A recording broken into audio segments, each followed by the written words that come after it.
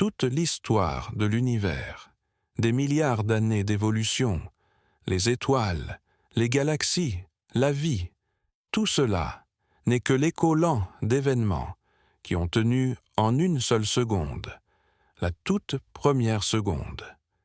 Tout ce qui s'est passé ensuite ne fait que révéler les cartes distribuées à ce moment précis, alors que le temps commençait à peine à exister. Nous vivons dans un monde dont la forme a été déterminée plus vite que vous n'avez le temps de claquer des doigts. Et le plus étonnant, c'est que nous ne devrions même pas être ici. Selon toutes les lois de la physique, l'univers aurait dû s'autodétruire instantanément, ne laissant derrière lui qu'un vide rempli uniquement de lumière. Mais cela ne s'est pas produit. Une erreur est survenue.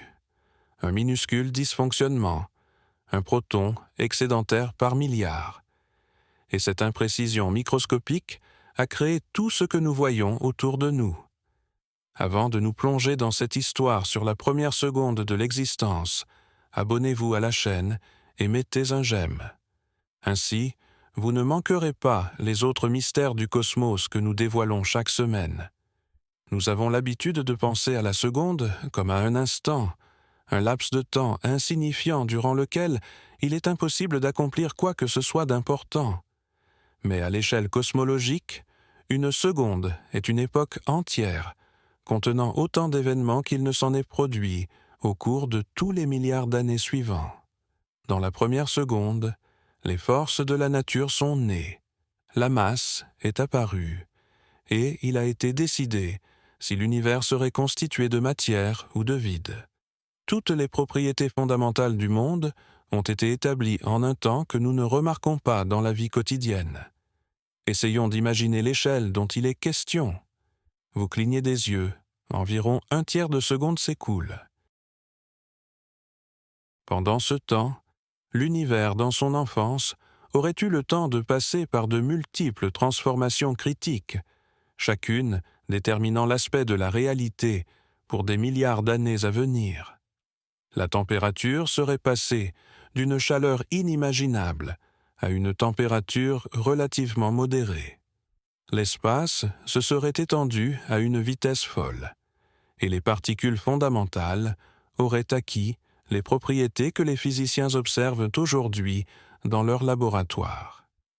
Chaque milliardième de seconde était un moment charnière. Si un processus s'était attardé un instant de plus ou avait commencé un peu plus tôt, nous aurions obtenu un univers complètement différent.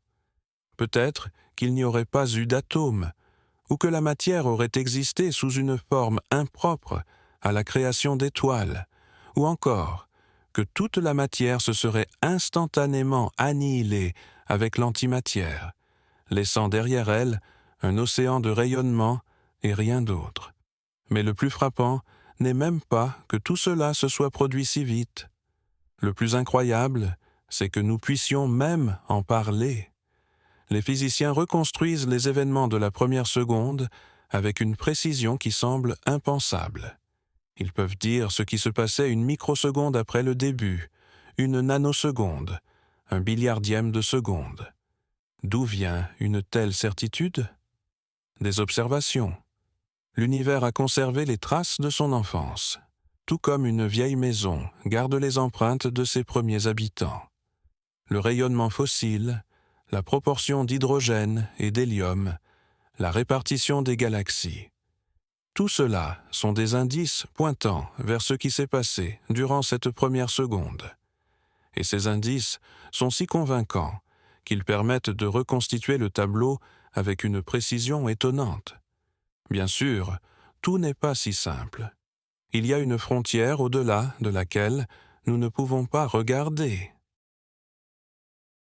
Il existe une limite à notre connaissance, un mur absolu, séparant ce que nous comprenons de ce qui reste un mystère insondable.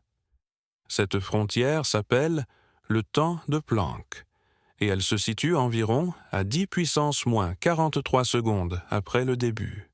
Cela ressemble à un non-sens, n'est-ce pas? Essayons de traduire cela en langage clair. Prenez une seconde. divisez-la en 1 billion de parties. Divisez chacune de ces parties encore par 1 billion. Répétez cette procédure encore 3 fois. Voilà à peu près le segment de temps dont il s'agit. Le temps de Planck n'est pas simplement un intervalle très petit, c'est le quantum de temps minimal, ayant un quelconque sens physique dans notre univers. Pourquoi la frontière passe-t-elle précisément là?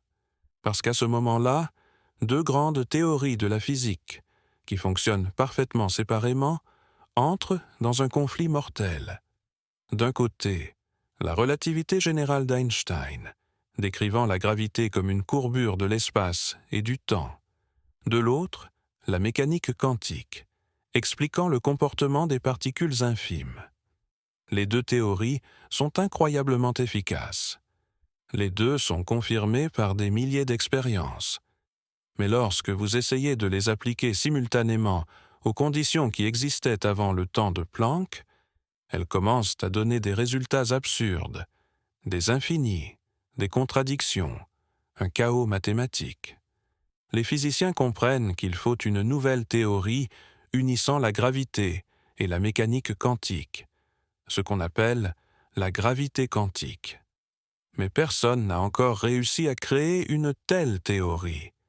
Cela signifie-t-il que nous ne saurons jamais ce qu'il y avait au tout début? Pas tout à fait. Il existe des hypothèses, la théorie des cordes, la gravité quantique à boucle et d'autres idées audacieuses, chacune proposant sa propre vision de ce à quoi pouvait ressembler l'univers avant le temps de Planck. Mais ce sont justement des hypothèses, non confirmées par l'expérience. Nous pouvons construire des modèles, effectuer des calculs, avancer des suppositions, mais il est impossible de les vérifier directement, du moins aujourd'hui. Cela ressemble à une tentative de discerner un objet à travers un brouillard qui devient de plus en plus dense à mesure que l'on s'approche du point zéro. À une certaine distance, les contours sont encore discernables, mais plus loin, il ne reste qu'un voile laiteux d'incertitude. Ainsi, nous nous tenons devant le mur de Planck. Derrière lui se trouve un mystère que l'humanité n'est pas encore en mesure de percer. Mais après lui, immédiatement après la fin de l'ère de Planck, commence un territoire où la physique fonctionne. Pas parfaitement, avec beaucoup de questions, mais elle fonctionne suffisamment bien pour que nous puissions reconstruire la séquence des événements. Et la première chose qui se produit dans cette reconstruction est peut-être le changement le plus dramatique de l'histoire de l'univers. La grande séparation, la naissance des forces qui régissent tout ce qui existe. Imaginez un monde sans différence. Un monde où toutes les forces de la nature ne sont qu'une seule force, unie et indivisible. La gravité, l'électromagnétisme, les interactions nucléaires fortes et faibles. Tout cela ne sont que des manifestations différentes d'un seul champ fondamental. Un tel monde a existé. Il a existé dans les tout premiers instants, après le Big Bang, lorsque la température était si monstrueuse que les différences entre les forces n'avaient tout simplement aucune importance. Les physiciens appellent cet état symétrique, pas au sens ordinaire du terme, mais au sens mathématique. Les lois de la physique semblaient identiques, quelle que soit l'interaction que vous observiez. Tout était un tout, une superforce unique. Mais la symétrie n'est pas éternelle. À mesure que l'univers s'étendait, il refroidissait, et à certaines températures, cette symétrie initiale a commencé à s'effondrer. Le processus rappelait le gel de l'eau. Quand l'eau est liquide, les molécules se déplacent de manière chaotique, et il n'y a aucune direction privilégiée. Mais dès que l'eau gèle, une structure apparaît, le réseau cristallin de la glace, dans lequel chaque molécule occupe une place précise. La symétrie est brisée. Désormais, certaines directions dans le cristal diffèrent des autres. De la même manière, l'univers, en refroidissant, a traversé une série de transitions de phase, et lors de chacune d'elles, l'une des forces fondamentales s'est détachée de la superforce unique. La première à se séparer fut la gravité. Cela s'est produit environ 10 puissance, moins 43 secondes après le début, juste après l'ère de Planck. Jusqu'à ce moment, la gravité faisait partie de l'interaction globale, indiscernable des autres forces. Mais dès que la température a chuté en dessous de la température de Planck, c'est environ 10 puissance 32 degrés. Un chiffre impossible à imaginer, la gravité s'est isolée. Elle est devenue une force indépendante, plus faible que les autres, mais agissant à n'importe quelle distance. C'est précisément cette faiblesse et cette longue portée qui feront de la gravité l'architecte principal des structures cosmiques. Étoiles, galaxies, trous noirs. Mais à ce moment-là, à l'aube des temps, elle s'est simplement séparée et a commencé à vivre sa propre vie. Les forces restantes ont continué d'exister dans l'unité encore un certain temps. Les physiciens appellent cet état l'ère de la grande unification. Durant cette ère, les interactions électromagnétiques, fortes et faibles, étaient unies en une seule force électronucléaire. Les particules qui se comportent aujourd'hui de manière totalement différente étaient alors pratiquement indiscernables. Les quarks et les leptons, les photons et les gluons, tout cela faisait partie d'un champ unique, oscillant à l'unisson.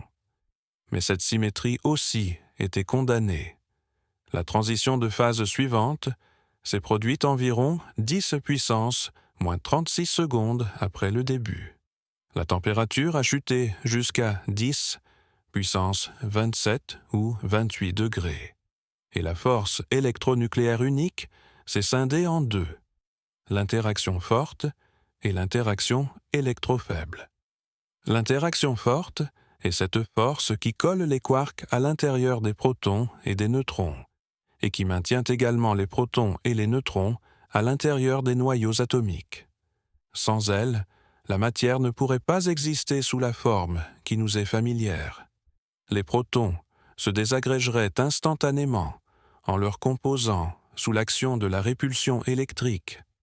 L'interaction forte est la colle de l'univers, et au moment de sa naissance, la possibilité de l'existence des noyaux atomiques a été déterminée.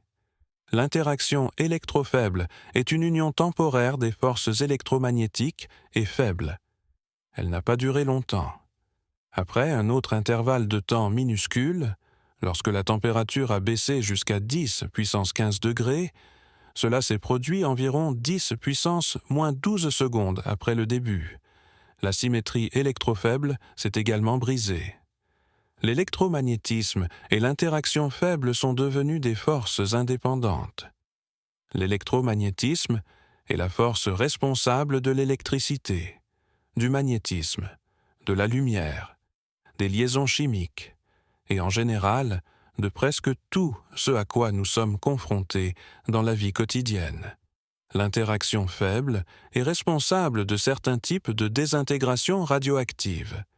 Et bien qu'elle semble exotique, sans elle, le Soleil ne pourrait pas briller. C'est précisément l'interaction faible qui permet aux protons de se transformer en neutrons, et inversement, déclenchant les réactions thermonucléaires. Ainsi, en un temps ridiculement court, moins d'un billiardième de seconde, l'univers a parcouru le chemin d'un état d'unité absolue à un état dans lequel existent 4 forces distinctes. Chacune d'elles possède ses propriétés uniques. La gravité est la plus faible, mais agit partout et toujours. L'électromagnétisme est beaucoup plus fort que la gravité, mais peut aussi bien attirer que repousser. C'est pourquoi, à grande échelle, ces effets se compensent souvent. L'interaction forte, incroyablement puissante, ne fonctionne que sur des distances microscopiques à l'intérieur des noyaux atomiques. L'interaction faible a une portée encore plus courte et est responsable de processus qui se produisent lentement, même selon les normes nucléaires. Pourquoi cette séparation s'est-elle produite ? Pourquoi l'univers n'est-il pas resté dans un état symétrique pour toujours ? La réponse est liée au refroidissement. Une température élevée signifie une haute énergie, et une haute énergie permet aux particules d'ignorer les différences entre les forces. Tous les processus se déroulent si vite et avec une telle fureur que les détails ne sont pas importants. Mais à mesure que le refroidissement progresse, l'énergie chute et les différences commencent à se manifester. Il se produit ce que les physiciens appellent une brisure spontanée de symétrie. Non pas parce que quelqu'un l'a cassé exprès, mais parce qu'à basse énergie, l'état symétrique devient instable. Imaginez une bille au sommet d'une colline de forme idéale. Tant qu'elle reste exactement au sommet, toutes les directions sont équivalentes. C'est la symétrie totale. Mais la moindre poussée et la bille roulera d'un côté, choisissant une direction concrète. La symétrie est brisée, non pas par une action extérieure, mais par l'instabilité interne du système. Les conséquences de la grande séparation sont impossibles à surestimer. Si les forces ne s'étaient pas séparées, la matière ne pourrait pas exister sous la forme que nous connaissons. Il n'y aurait pas d'atomes, de molécules, de chimie, de vie. L'univers serait resté une soupe homogène de particules primordiales, incapable de s'unir en quelque chose de plus complexe. La séparation des forces a créé la possibilité d'une hiérarchie, la possibilité de construire des structures complexes à partir de composants simples. Les quarks, liés par l'interaction forte, forment les protons et les neutrons. Les protons et les neutrons, également liés par l'interaction forte, forment les noyaux. Les noyaux et les électrons, liés par l'électromagnétisme, forment les atomes, et ensuite les molécules, les cristaux, les planètes, les étoiles, les galaxies. Toute cette pyramide de complexité repose sur des fondations posées dans les premières fractions de seconde de l'existence de l'univers. Mais pour l'instant, nous n'avons parlé que des forces. Et qu'en est-il de l'univers lui-même?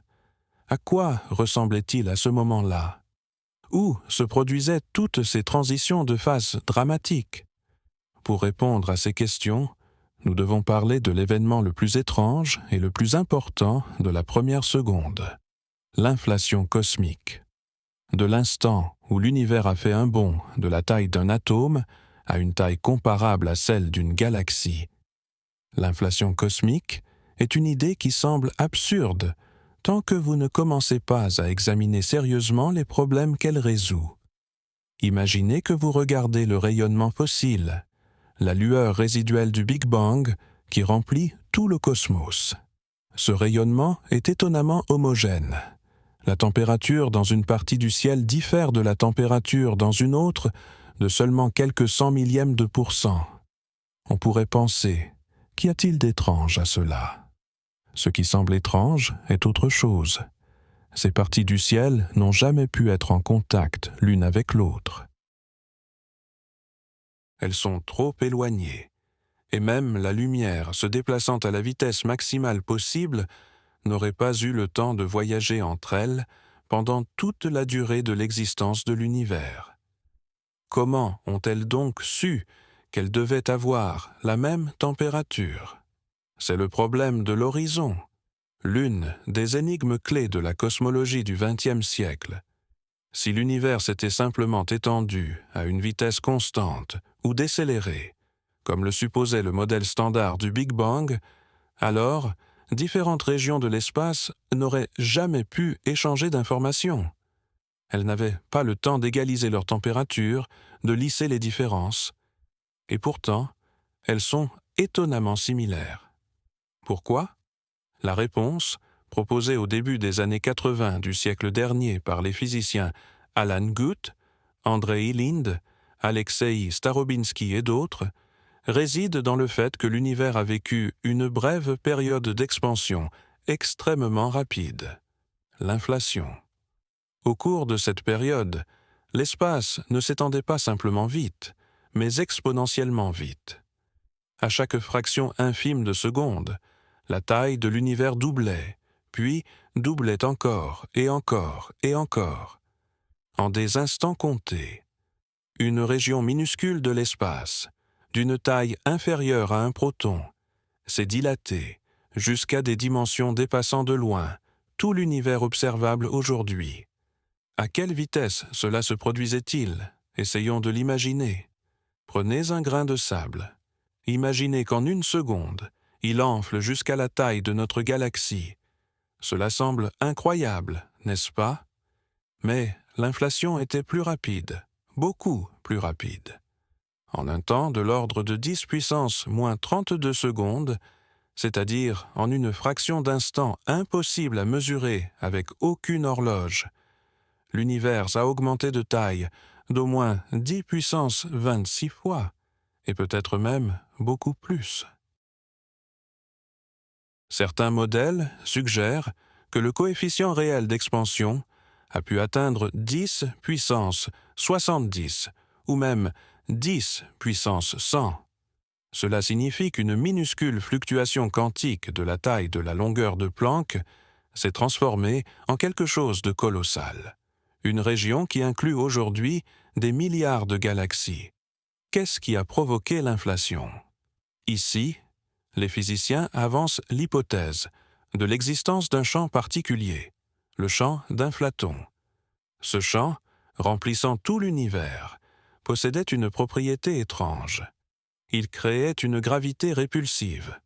Oui, vous avez bien entendu. La matière ordinaire crée une gravité attractive.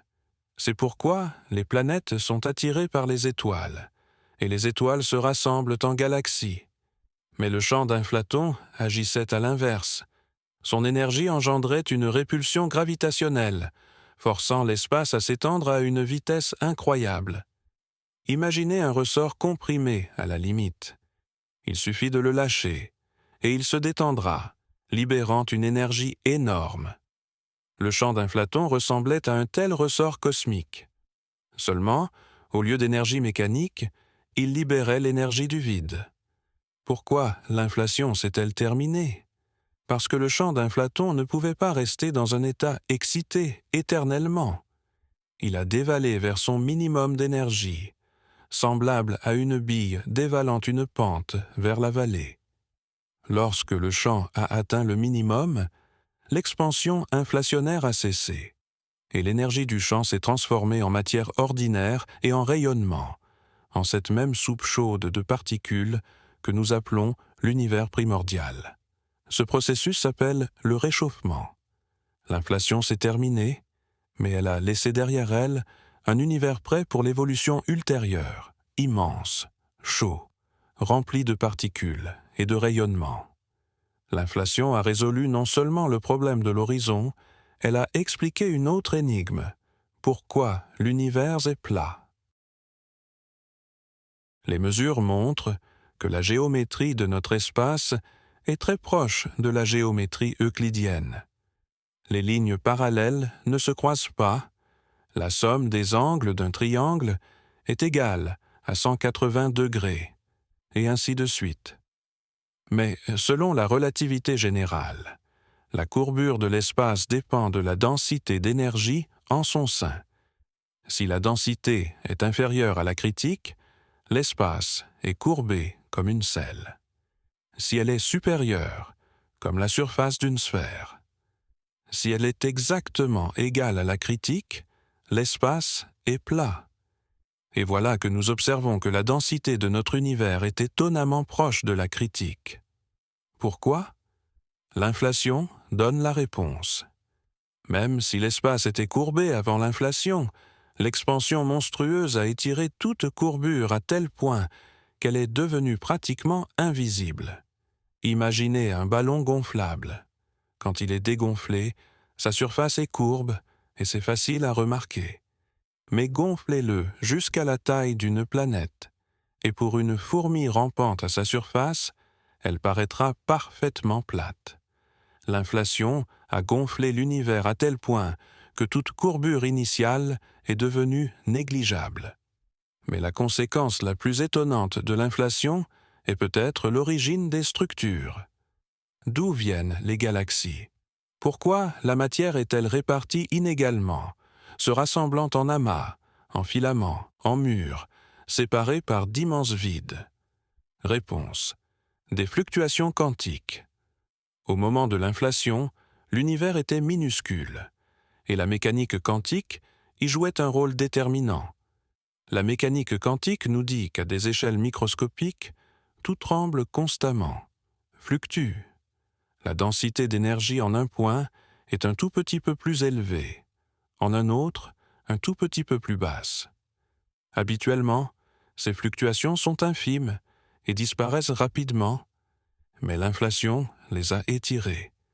Ces mêmes oscillations quantiques qui existaient à des échelles subatomiques ont été gonflées jusqu'à des dimensions cosmiques. Elles sont devenues des inhomogénéités de densité qui, plus tard, sous l'action de la gravité, se sont transformées en germes de galaxies. Il s'avère que chaque galaxie, chaque amas de galaxies, est la trace d'une fluctuation quantique, amplifiée par l'inflation. Nous vivons dans un monde dont l'architecture a été définie par un bruit quantique, étiré jusqu'à des échelles cosmiques. Cela semble incroyable, mais nous avons une preuve. Le rayonnement fossile porte l'empreinte de ces fluctuations primordiales. Les minuscules inhomogénéités de température que nous observons dans le fond fossile correspondent aux prédictions de la théorie inflationnaire avec une précision stupéfiante.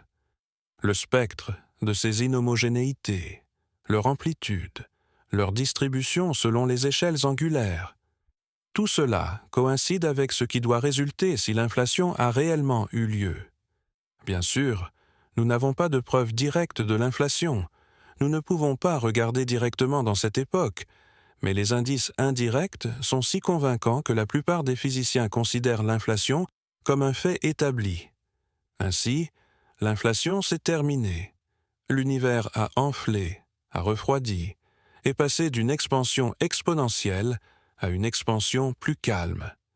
L'énergie du champ d'inflaton s'est transformée en particules et rayonnements. Mais ces particules n'avaient pas encore une propriété importante. Elles ne possédaient pas de masse. Les quarks, les électrons, les bosons W et Z, tous volaient à la vitesse de la lumière comme des photons, car la masse leur faisait tout simplement défaut.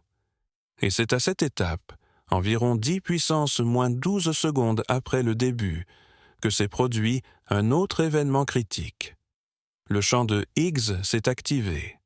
Le champ de Higgs est peut-être l'élément le plus célèbre de la physique des particules élémentaires, après la découverte du boson de Higgs au grand collisionneur de Hadron en 2012.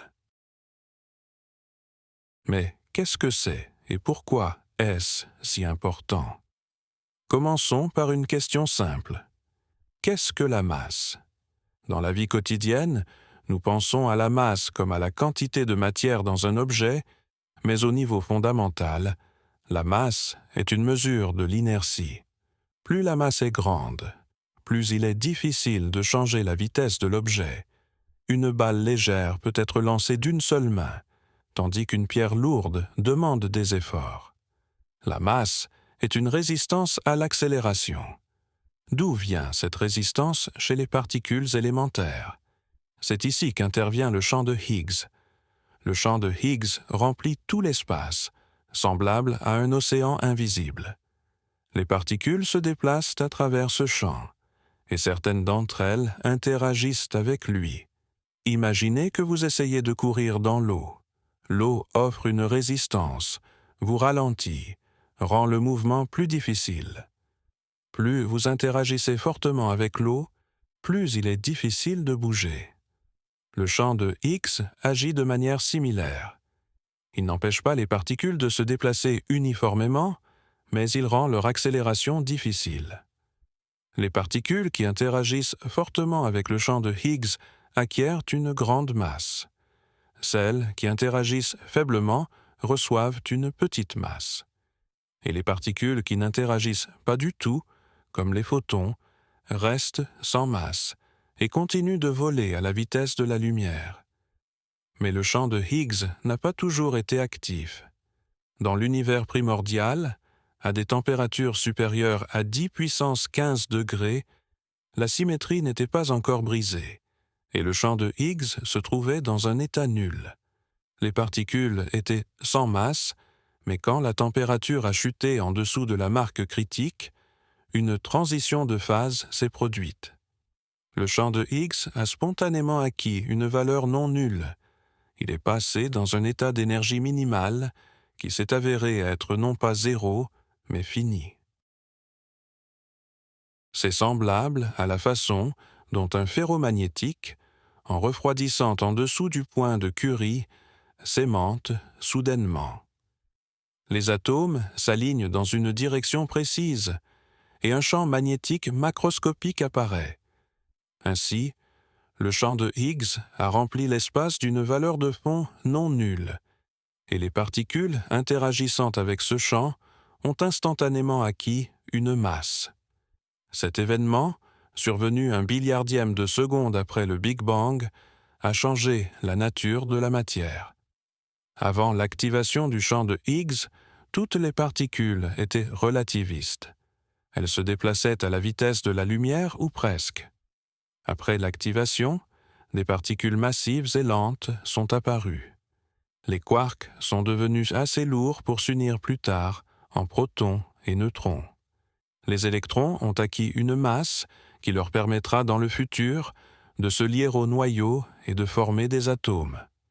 Les bosons W et Z, porteurs de l'interaction faible, sont devenus très lourds, ce qui a limité le rayon d'action de la force faible à des distances minuscules. Sans le champ de Higgs, l'interaction faible se comporterait tout autrement, et de nombreux processus nécessaires à l'existence de la matière ne fonctionneraient tout simplement pas. Il est intéressant de noter que différentes particules interagissent avec le champ de Higgs différemment. L'électron a une certaine masse, environ 1 demi-million d'électronvolts. Les quarks sont plus lourds. Le quark down pèse quelques mégaélectronvolts, le quark up plus de 170 gigaélectronvolts. La différence est énorme. Pourquoi cela? Pourquoi certaines particules s'accrochent-elles au champ de Higgs plus fortement et d'autres plus faiblement? C'est l'une des grandes questions non résolues de la physique. Le modèle standard n'explique pas la grandeur de ces interactions. Il les postule simplement comme une donnée. Mais le fait reste le fait. L'activation du champ de Higgs a établi une hiérarchie des masses qui a déterminé tout le développement ultérieur de l'univers.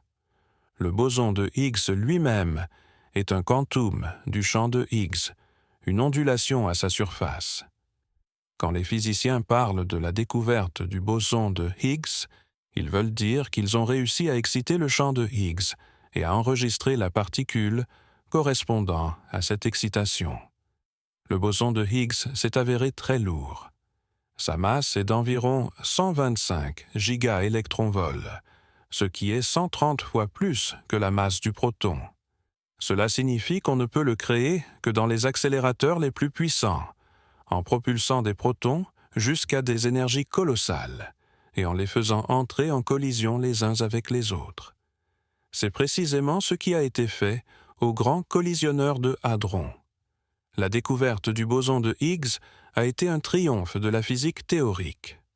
La particule, prédite près d'un demi-siècle avant sa détection, s'est avérée réelle. Mais revenons à la première seconde. Le champ de Higgs s'est activé, les particules ont acquis une masse. Et ensuite?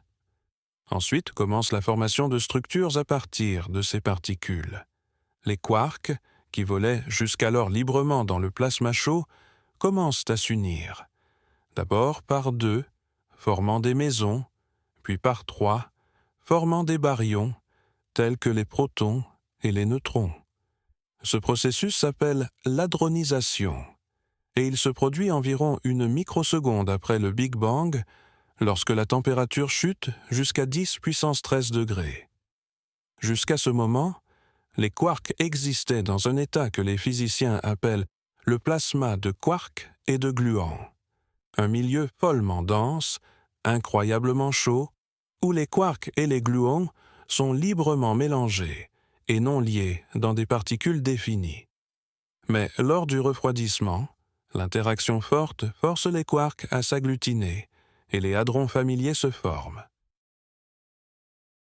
Cependant, même à ce moment, l'univers n'est pas encore tel que nous le connaissons, car il y a un problème fondamental: la matière et l'antimatière.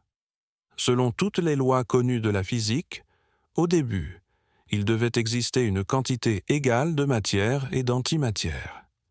À chaque particule correspond une antiparticule de charge opposée. Au proton correspond l'antiproton, à l'électron le positron, au quark l'antiquark.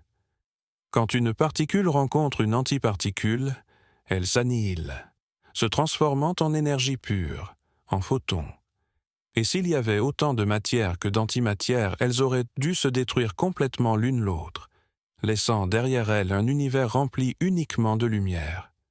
Pas d'atomes, pas d'étoiles, pas de galaxies, pas nous.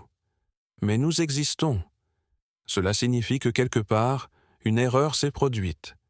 Il s'est avéré y avoir un tout petit peu plus de matière que d'antimatière. Juste un tout petit peu. Pour chaque milliard d'antiparticules, il y avait 1 milliard de particules plus une excédentaire. Le déséquilibre ne représentait qu'un milliardième, mais cela a suffi. 1 milliard de particules se sont annihilées avec 1 milliard d'antiparticules, créant un océan de photons que nous observons aujourd'hui sous forme de rayonnement fossile. Et cette particule excédentaire unique, qui n'a pas trouvé de pair pour l'annihilation, est devenue le matériau de construction de toute la matière visible de l'univers. Toutes les étoiles, toutes les planètes, tous les êtres vivants sont les descendants de ces quelques particules qui ont échappé à la destruction grâce à une minuscule asymétrie. D'où vient ce déséquilibre? C'est l'une des plus grandes énigmes de la physique, connue sous le nom de problème de l'asymétrie baryonique. Au milieu des années 60 du siècle dernier, le physicien soviétique Andreï Sakharov a formulé 3 conditions nécessaires à l'apparition d'une telle asymétrie. Premièrement, il doit exister des processus violant la conservation du nombre baryonique, c'est-à-dire des processus dans lesquels la quantité totale de baryons et d'antibaryons peut changer. Deuxièmement, la symétrie dite CP doit être violée, la symétrie entre les particules et les antiparticules, ainsi qu'entre la gauche et la droite. Troisièmement, l'univers doit se trouver hors de l'équilibre thermodynamique, sinon toute asymétrie apparue serait rapidement lissée. Les 3 conditions de Sakharov pouvaient être remplies dans l'univers primordial.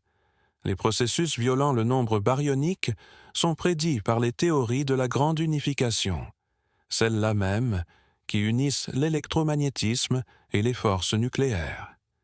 La violation de la symétrie CP est observée expérimentalement. Elle a été découverte dans les désintégrations de certains types de maisons. L'absence d'équilibre thermodynamique est également tout à fait probable. Dans un univers en expansion rapide et en refroidissement, l'équilibre n'a pas le temps de s'établir. Mais le diable se cache dans les détails. Les violations de la symétrie CP que nous observons dans les expériences sont trop petites pour expliquer la grandeur observée de l'asymétrie baryonique.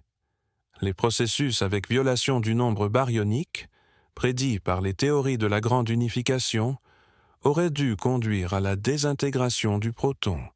Mais le proton s'est avéré stable, du moins sur des échelles de temps, dépassant l'âge de l'univers de nombreux ordres de grandeur. Il existe de nombreuses hypothèses tentant d'expliquer l'asymétrie baryonique. L'une d'elles est liée à la leptogenèse, un processus dans lequel l'asymétrie apparaît d'abord dans le secteur des leptons, électrons, muons, neutrinos, puis passe dans le secteur des baryons grâce à des processus quantiques spécifiques existant à haute température. Une autre hypothèse fait appel à de nouvelles particules, pas encore découvertes, qui se désintégraient dans l'univers primordial avec une violation de la symétrie CP. Une troisième lie, la symétrie baryonique à la matière noire, suggérant que les deux asymétries ont une origine commune. Mais aucune de ces hypothèses n'est pour l'instant confirmée expérimentalement. Nous savons que la symétrie existe, nous l'observons, nous en sommes nous-mêmes la conséquence. Mais comment exactement elle est apparue reste une question ouverte. Il est intéressant de noter que l'asymétrie baryonique a dû s'établir très tôt, peut-être même avant la fin de l'inflation ou immédiatement après. Au moment où la température a chuté au point que les quarks ont commencé à s'unir en baryons, le déséquilibre existait déjà. Et cela signifie que dans le plasma chaud de quarks et de gluons, dont naissaient les protons et les neutrons, il y avait un tout petit peu plus de quarks que d'antiquarks. Quand le plasma a refroidi, presque tous les quarks ont trouvé des antiquarks et se sont annihilés. Il n'est resté que ces quelques quarks excédentaires qui n'ont pas eu de paire. C'est à partir d'eux que se sont formés tous les protons et neutrons existants aujourd'hui. Toute la matière visible de l'univers est littéralement un reste, un rogaton, ce qui a survécu après la gigantesque boucherie cosmique, dans laquelle la matière et l'antimatière se sont mutuellement détruites. Pendant un certain temps, très court, l'univers a été rempli de protons libres, de neutrons, d'électrons, de positrons, de neutrinos et de photons. La température était encore trop élevée pour que les protons et les neutrons puissent s'unir en noyaux atomiques.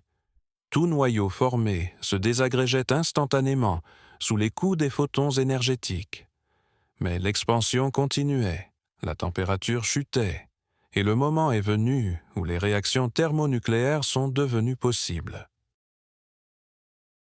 Ce moment est arrivé environ 1 seconde après le Big Bang, lorsque la température a chuté à 10 milliards de degrés. L'ère de la nucléosynthèse primordiale a commencé. Les 3 premières minutes, durant lesquelles les noyaux atomiques légers ont été synthétisés. La nucléosynthèse primordiale est un processus que les physiciens comprennent très bien. Nous avons des calculs détaillés des réactions qui devaient se produire, à quelle vitesse, dans quelles conditions. Et ce qui est étonnant, c'est que ces calculs s'accordent brillamment avec les observations. Nous pouvons mesurer l'abondance des différents isotopes dans les étoiles anciennes et le gaz interstellaire. Et ces mesures coïncident avec les prédictions théoriques avec une précision stupéfiante. C'est l'une des preuves les plus convaincantes que le modèle du Big Bang est correct. 1 seconde après le début, le rapport entre neutrons et protons était d'environ 1 pour 6.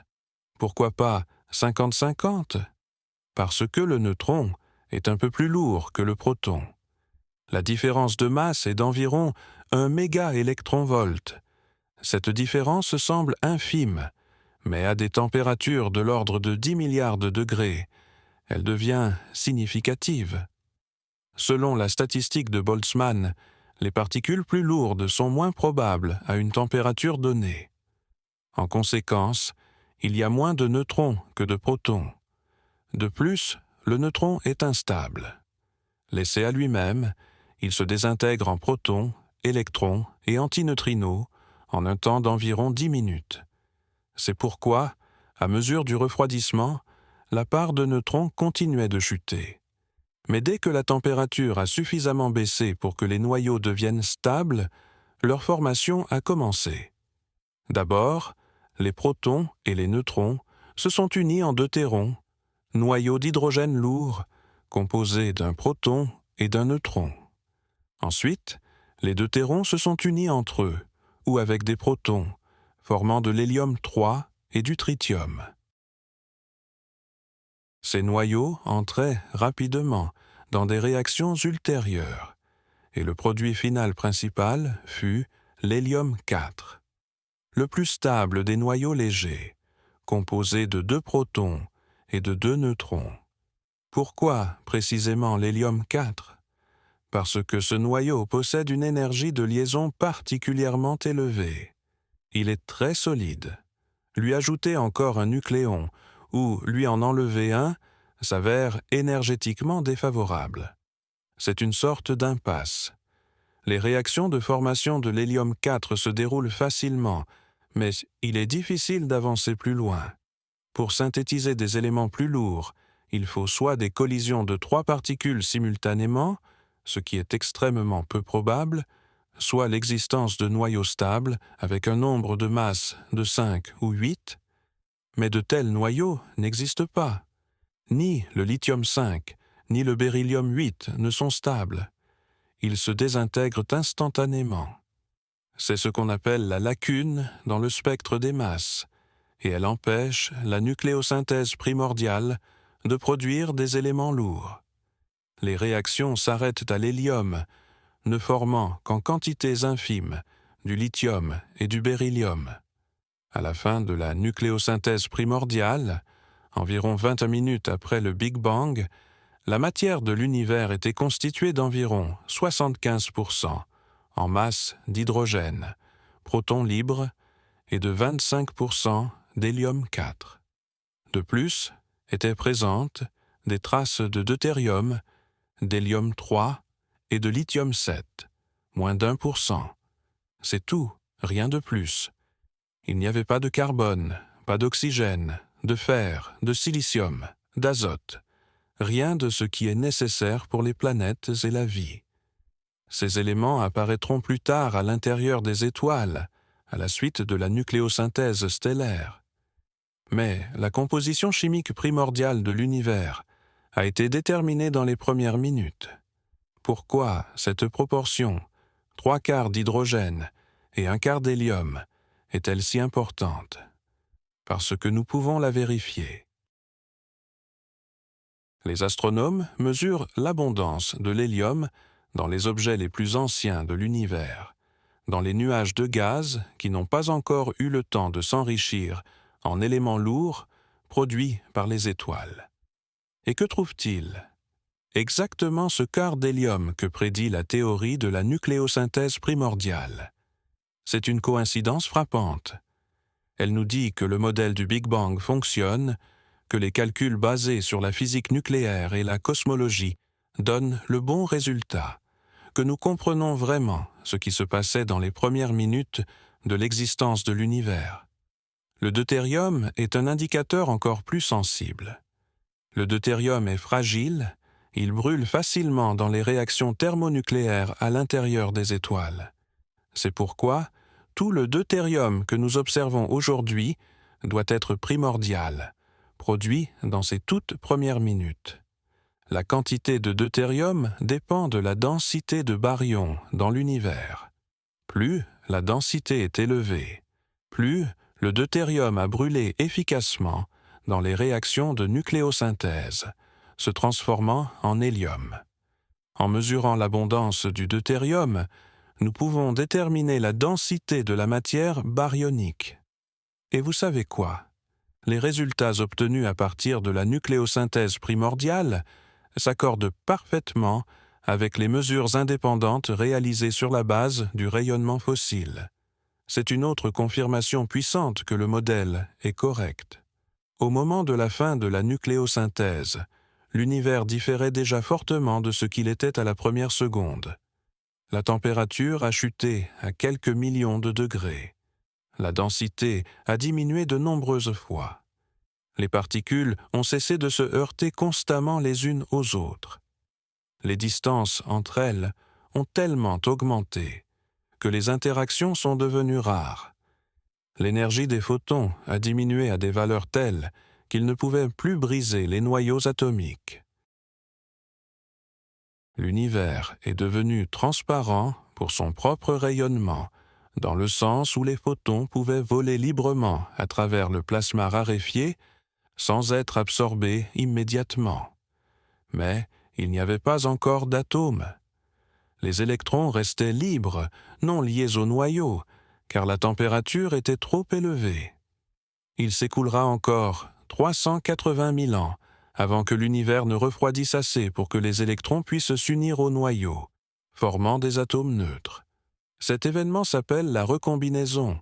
C'est alors précisément que l'univers deviendra véritablement transparent et les photons du rayonnement fossile commenceront leur long voyage vers nous.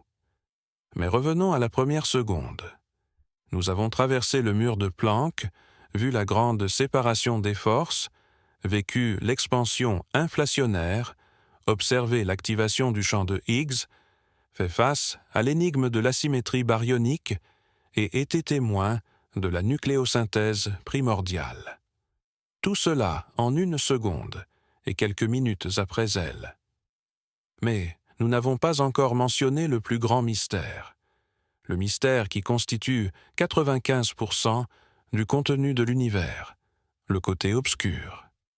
Tout ce que nous avons discuté jusqu'à présent, protons, neutrons, électrons, photons, noyaux d'hélium et d'hydrogène, tout cela constitue moins de 5% de la masse et de l'énergie totale de l'univers.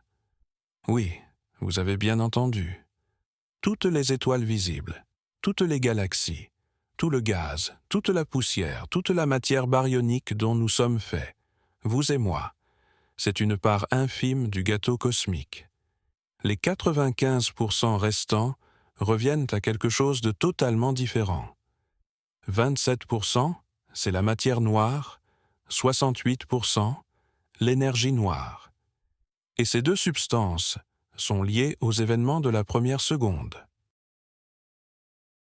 La matière noire est une substance qui n'émet pas de lumière, ne l'absorbe pas, n'interagit avec la matière ordinaire d'aucune façon, sauf par la gravité. Nous connaissons son existence grâce aux effets gravitationnels. Les galaxies tournent si vite qu'elles auraient dû se disloquer s'il n'y avait en elles que de la matière visible. Les amas de galaxies sont maintenus ensemble par une gravité qui est trop forte pour la quantité d'étoiles et de gaz que nous voyons.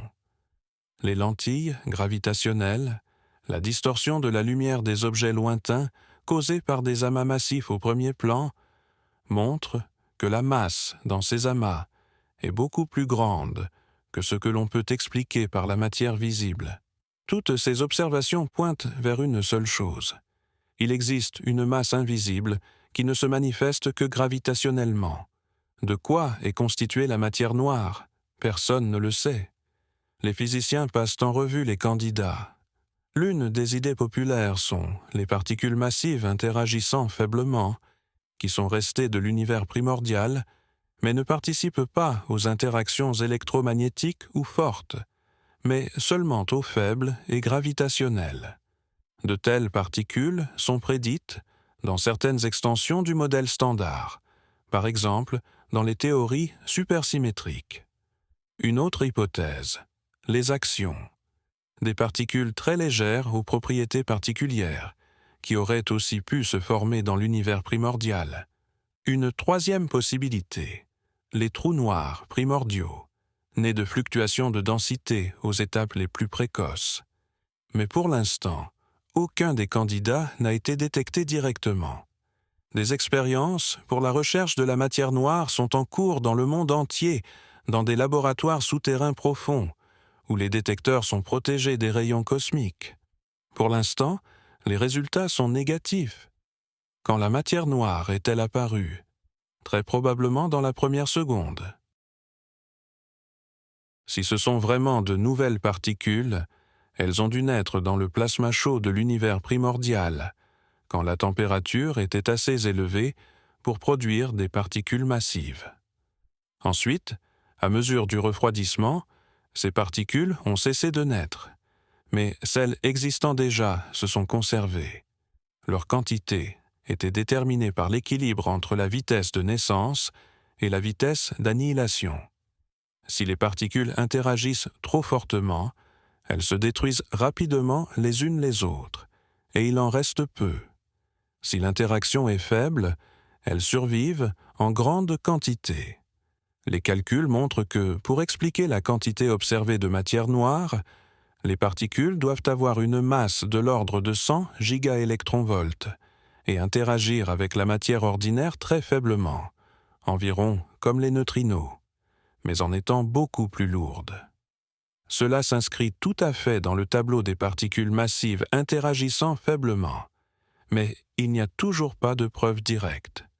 Il est intéressant de noter que la matière noire a joué un rôle critique dans la formation de la structure de l'univers. Après la recombinaison, quand les atomes neutres se sont formés, la matière ordinaire a cessé d'interagir avec le rayonnement. Mais jusqu'à ce moment, le rayonnement et la matière étaient liés.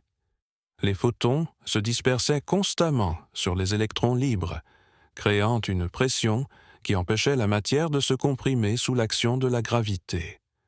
La matière noire ne ressentait pas cette pression.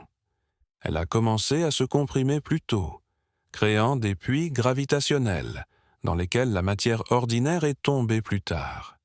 Sans la matière noire, les galaxies n'auraient tout simplement pas eu le temps de se former. La matière ordinaire n'aurait pas eu assez de temps pour se rassembler en grumeaux denses durant les 14 milliards d'années d'existence de l'univers. La matière noire a été l'échafaudage, sur lequel a grandi la structure visible du cosmos. Maintenant, l'énergie noire. C'est une substance encore plus étrange. L'énergie noire n'est pas une matière au sens habituel, c'est une propriété de l'espace lui-même. Imaginez que l'espace vide possède une énergie. Cela semble paradoxal, n'est-ce pas? Car le vide, c'est l'absence de quoi que ce soit. Mais la mécanique quantique affirme que même dans le vide absolu, naissent et disparaissent constamment des particules virtuelles, des fluctuations de champ. Ces fluctuations créent une énergie du vide non nulle. Et si cette énergie existe réellement, elle doit se manifester gravitationnellement, mais d'une manière inhabituelle. L'énergie du vide ne crée pas d'attraction, mais une répulsion. Elle force l'espace à s'étendre plus vite. À la fin des années 90 du siècle dernier, les astronomes ont découvert que l'expansion de l'univers s'accélère. Ils observaient des supernovas lointaines, des explosions d'étoiles qui servent de chandelles standards, c'est-à-dire d'objets à la luminosité connue. En mesurant leur luminosité apparente, on peut déterminer la distance jusqu'à elles.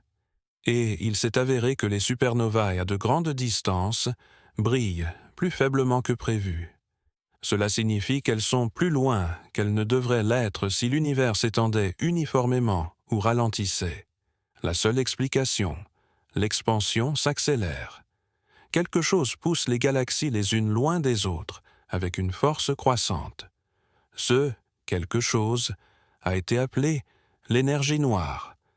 La nature de l'énergie noire est un mystère total. L'explication la plus simple est la constante cosmologique, une idée proposée par Einstein au début du XXe siècle, puis rejetée, la qualifiant de sa plus grande erreur.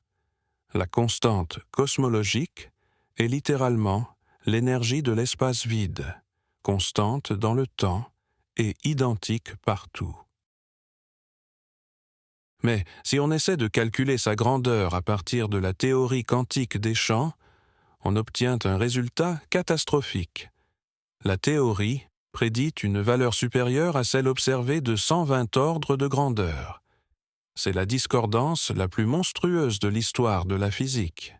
Pourquoi la constante cosmologique est-elle si petite? Personne ne le sait. C'est l'un des problèmes les plus profonds de la science moderne.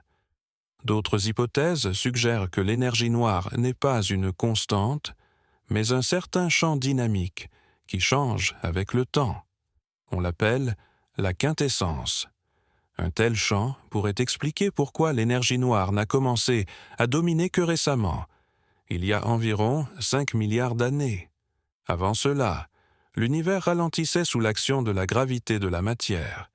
Mais ensuite, la densité de la matière a chuté à tel point que l'énergie noire a pris le dessus et a commencé à accélérer l'expansion. Mais cette hypothèse n'explique pas non plus pourquoi la densité de l'énergie noire a précisément la grandeur que nous observons. L'énergie noire est-elle liée à la première seconde? Peut-être. Certaines théories suggèrent que l'énergie noire est un écho de l'inflation. Le champ d'Inflaton, qui a provoqué l'expansion inflationnaire, aurait pu ne pas disparaître complètement, mais passer dans un autre état avec une énergie très basse, mais non nulle. Cette énergie résiduelle se manifeste aujourd'hui comme l'énergie noire. Si c'est le cas, alors en étudiant l'énergie noire, nous regardons au tout début des temps, à cette époque où l'univers avait la taille d'un atome et vivait l'explosion inflationnaire. Mais ce n'est qu'une hypothèse, et elle n'a pas de preuve directe. Qu'est-ce que tout cela signifie? Cela signifie que la première seconde a créé non seulement ce que nous voyons, mais aussi ce que nous ne voyons pas. La matière noire et l'énergie noire sont l'héritage invisible de cette époque. Elles constituent la majeure partie de l'univers, déterminent son destin, influencent son évolution. Et pourtant, nous ne savons presque rien d'elles. Nous comprenons 5% du cosmos, la matière baryonique, le rayonnement, les forces et les particules du modèle standard. Les 95% restants sont un mystère dont les racines plongent dans la première seconde. Faut-il s'étonner que les physiciens soient obsédés par cette seconde, qu'ils construisent d'énormes accélérateurs, lancent des télescopes spatiaux, effectuent des calculs complexes, essayant de comprendre ce qui se passait à cet instant? Parce que la première seconde n'est pas simplement une histoire intéressante sur le passé, c'est la clé de la compréhension du présent et du futur. Toutes les questions qui se posent à la cosmologie et à la physique des particules élémentaires aujourd'hui sont liées, d'une manière ou d'une autre, à la première seconde. Pourquoi les lois de la physique sont-elles telles qu'elles sont? Pourquoi les constantes fondamentales ont-elles précisément les valeurs que nous mesurons? Pourquoi l'univers est-il si parfaitement réglé pour l'existence de structures complexes et de la vie? Ces questions sont appelées le problème de l'ajustement fin. Changer n'importe laquelle des constantes fondamentales, ne serait-ce que de quelques pourcents, et l'univers deviendra impropre à la vie. Une interaction forte, un peu plus puissante, et tout l'hydrogène se transformera en hélium, ne laissant pas de combustible pour les étoiles. Un peu plus faible, et les noyaux deviendront instables, les atomes ne pourront pas exister. Une masse de l'électron un peu plus grande, et les électrons seront capturés par les protons, les transformant en neutrons, et il ne restera pas d'atomes stables. Un peu plus petite, et la chimie sera totalement différente, peut-être impropre aux molécules complexes. Certains physiciens voient là la preuve de la multiplicité des univers. S'il existe un multivers, un ensemble infini d'univers avec différentes lois de la physique et différentes valeurs de constantes, alors il n'y a rien d'étonnant à ce que nous nous trouvions précisément dans cet univers qui est propice à la vie. C'est le principe anthropique. Nous pouvons poser des questions sur l'univers seulement parce que nous nous trouvons dans celui qui permet notre existence. D'autres physiciens cherchent une explication plus profonde, une théorie du tout, qui montrera que les valeurs observées des constantes ne sont pas aléatoires, mais découlent inévitablement de certains principes plus fondamentaux. D'une manière ou d'une autre, les réponses à ces questions se trouvent dans la première seconde. C'est là que les règles du jeu ont été établies. C'est là que les valeurs des paramètres que nous mesurons aujourd'hui ont été déterminées. Toute l'histoire ultérieure de l'univers n'est que le déploiement des conséquences des décisions prises à cet instant. Les étoiles se sont allumées des centaines de millions d'années après le Big Bang, mais leur destin était prédéterminé par la proportion d'hydrogène et d'hélium établie dans les premières minutes. Les galaxies se sont formées des milliards d'années plus tard, mais leur répartition reflète les fluctuations quantiques étirées par l'inflation dans les premières fractions de seconde. La vie est apparue sur Terre des milliards d'années plus tard, mais sa possibilité a été fondée par la symétrie baryonique survenue dans la première microseconde. Nous vivons dans un monde de conséquences, dans un monde où chaque atome de votre corps est la trace d'événements survenus il y a 14 milliards d'années, en un temps moindre que celui que vous mettez à prendre une inspiration. Le carbone, dans vos cellules, a été synthétisé au cœur des étoiles, qui se sont formées à partir de l'hydrogène et de l'hélium nés dans les premières minutes. L'oxygène que vous respirez a été créé dans des fourneaux thermonucléaires, fonctionnant sur le même combustible primordial. Le fer dans votre sang a été forgé dans les explosions de supernovae. Mais ces étoiles elles-mêmes n'auraient pas pu exister sans les protons ayant survécu à l'annihilation grâce à la symétrie baryonique. Vous êtes littéralement de la poussière d'étoiles. Mais cette poussière a une généalogie remontant à la première seconde de la création. Et le plus frappant, c'est que nous pouvons retracer cette généalogie. Nous pouvons reconstituer la chaîne d'événements reliant votre corps au plasma chaud de l'univers primordial. La physique nous donne cette possibilité. Les observations confirment la théorie. Les calculs convergent avec les mesures. Bien sûr, il reste beaucoup de questions non résolues. Nous ne savons pas ce qu'il y avait avant l'ère de Planck. Nous ne comprenons pas la nature de la matière noire et de l'énergie noire. Nous ne pouvons pas expliquer l'asymétrie baryonique à partir des premiers principes. Nous ne savons pas si l'inflation a réellement eu lieu, et si oui, ce qui l'a provoqué. Mais nous en savons beaucoup plus que ce à quoi on pourrait s'attendre. Nous avons construit un modèle qui explique une quantité énorme d'observations, de l'abondance des éléments à l'anisotropie du rayonnement fossile.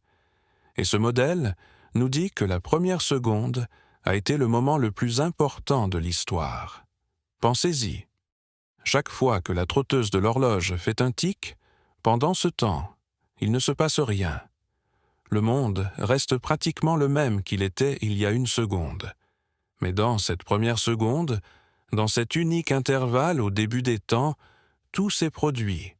Les forces de la nature sont nées, les particules ont acquis une masse, il a été déterminé si l'univers serait constitué de matière ou resterait vide. Les premiers noyaux atomiques se sont formés, les graines des futures galaxies sont apparues. Tout cela en une seconde. On peut dire que l'univers a vécu sa vie la plus intense dans son enfance. Tous les milliards d'années suivants sont une lente extinction, un refroidissement, une expansion, une raréfaction. Les processus deviennent plus lents, les énergies chutent, les densités diminuent. Les étoiles brûlent des milliards d'années, mais toute leur vie n'est qu'une lente combustion de combustible créée en quelques minutes. Les galaxies évoluent des milliards d'années, mais leur structure est déterminée par des fluctuations apparues en des fractions de secondes. La vie se développe des milliards d'années, mais la chimie sur laquelle elle est basée est devenue possible grâce aux événements des premières minutes. L'histoire de l'univers rappelle un feu d'artifice, un éclat vif, aveuglant au début, quand tout se passe instantanément, explosion, étincelle, cascade de lumière, et ensuite une longue et lente extinction, quand les étincelles tombent, s'éteignent, se dispersent dans l'obscurité. Mais c'est précisément ce premier éclat qui détermine tout le tableau. C'est lui qui crée le motif que nous voyons. Tout le reste n'est que l'écho de cet instant. Nous ne devrions pas exister. Selon toutes les lois de la symétrie, la matière et l'antimatière auraient dû se détruire mutuellement, laissant un univers vide rempli uniquement de lumière. Mais une erreur s'est produite, un minuscule dysfonctionnement, une particule excédentaire par milliards. Et cette erreur nous a sauvés du néant. Elle a offert à l'univers la possibilité de se développer, de se complexifier, d'engendrer des étoiles, des planètes, la vie, la raison. Tout ce que nous voyons, tout ce que nous sommes, est le résultat de cette imprécision microscopique, le résultat du fait que la symétrie s'est avérée ne pas être idéale. Peut-être y a-t-il là une leçon. Peut-être que la symétrie parfaite est la stérilité. Un monde sans asymétrie, sans violation, sans déviation de l'équilibre idéal, est un monde mort. Ce sont précisément les imperfections qui rendent l'univers intéressant. Ce sont précisément les erreurs qui créent la possibilité de la complexité. La symétrie baryonique est une erreur qui nous a rendu possible. La violation de la symétrie n'est pas une catastrophe, mais une condition nécessaire à l'existence. Nous sommes les enfants du chaos de la première seconde. Nous sommes les descendants des fluctuations quantiques, étirées par l'inflation. Nous sommes le résultat de la grande séparation qui a créé les différences entre les forces. Nous sommes le produit du champ de Higgs qui a offert la masse aux particules. Nous sommes les héritiers de l'asymétrie baryonique qui a sauvé la matière de l'annihilation. Nous sommes une partie de l'univers qui a appris à se regarder elle-même, à poser des questions sur son origine, à reconstruire l'histoire de sa propre naissance. Et cette capacité, la capacité de comprendre d'où nous venons, est peut-être la plus étonnante de toutes les conséquences de la première seconde. L'univers n'a pas simplement créé la matière, il a créé une matière capable d'auto-organisation, de formation de structures complexes, d'émergence de la vie et de la raison. Il a créé des êtres qui peuvent regarder le rayonnement fossile, mesurer l'abondance du deutérium, construire des accélérateurs de particules, effectuer des calculs et dire « Voilà ce qui s'est passé au début, voilà comment nous sommes apparus, voilà pourquoi nous sommes ici. » La première seconde n'est pas simplement le passé, c'est la fondation du présent et la base du futur. En comprenant cette seconde, nous nous comprenons nous-mêmes. Nous voyons que nous ne sommes pas des invités accidentels dans un univers indifférent. Nous sommes une partie intégrante de l'histoire cosmique. Notre existence est enracinée dans les lois de la nature qui agissaient dès le tout début. Nous ne sommes pas une anomalie, pas une déviation, pas une erreur, bien que nés d'une erreur. Nous sommes une conséquence naturelle de l'évolution de l'univers, l'une des nombreuses voies possibles par lesquelles la matière apprend à se connaître elle-même. La première seconde était le moment du potentiel maximal. Elle contenait toutes les possibilités qui se sont déployées au cours des 14 milliards d'années suivants. Étoiles, galaxies, planètes, vie, raison. Tout cela était possible dès le début, inscrit dans les paramètres établis à cette seconde. Mais cela ne signifie pas que tout était prédéterminé. Le hasard, l'incertitude quantique, les processus chaotiques, tout cela a joué et continue de jouer son rôle. La première seconde a fixé les règles, mais le jeu continue, et nous faisons partie de ce jeu. Quand les physiciens parlent de la première seconde, ils parlent du temps où le chaos est devenu ordre, où l'homogénéité informe s'est transformée en hiérarchie structurée, où l'unique s'est divisé en multiples. C'était le passage de la symétrie à la complexité, de la simplicité à la diversité. Et ce passage continue. L'univers ne s'est pas arrêté là. Il continue d'évoluer, de créer de nouvelles structures, d'explorer de nouvelles possibilités. Nous sommes les témoins et les participants de ce processus.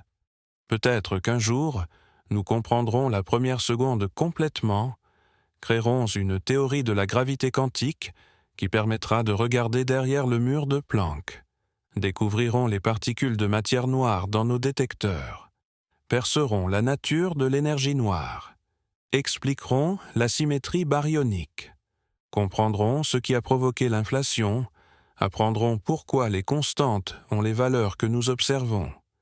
Chaque réponse engendrera de nouvelles questions, chaque découverte ouvrira de nouveaux horizons. Mais à chaque pas, nous nous rapprocherons de la compréhension du moment le plus dramatique de l'histoire, le moment où tout a commencé. La première seconde n'est pas simplement une abstraction scientifique. C'est une réalité qui vit dans chaque atome de votre corps. C'est une histoire que raconte chaque photon du rayonnement fossile. C'est une mémoire conservée dans la proportion des éléments. C'est un message codé dans la structure des galaxies. L'univers se souvient de son enfance, et nous apprenons à lire cette mémoire. Alors, la prochaine fois que vous regarderez le ciel étoilé, souvenez-vous de tout ce que vous voyez. Étoiles, nébuleuses, galaxies lointaines.